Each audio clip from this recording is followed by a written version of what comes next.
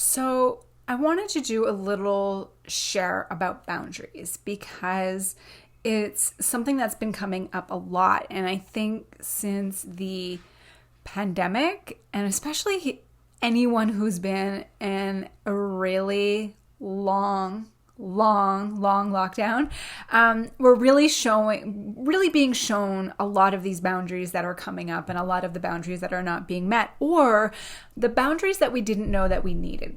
Because they're not always bad. And I think when we look at them, we think that they're a negative thing. But one of the things that I wanted to talk about is, number one, you need to be able to communicate your boundaries because people don't know what they don't know.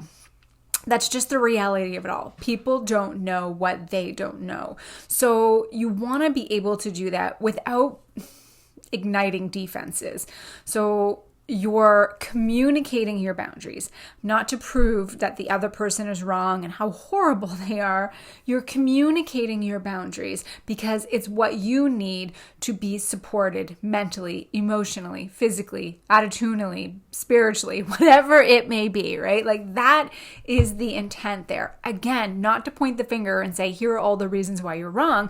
It's turning it within yourself and expressing why you need it. It could be based on your personality. It could be based on a mental or emotional need, a physical need. It could be even just something based on your values, the way you want to be treated, whatever it may be. It has to be about you and the desire within you.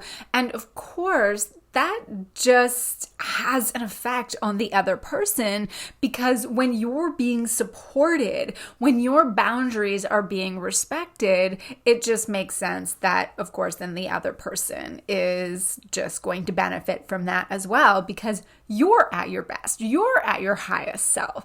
So that is the first step when we are setting boundaries. But I guess even before that, it's getting clear about what boundaries it is that you need and why you need it, so that you can pay attention to those triggers when they're coming up, when you're not feeling like your boundaries are being met.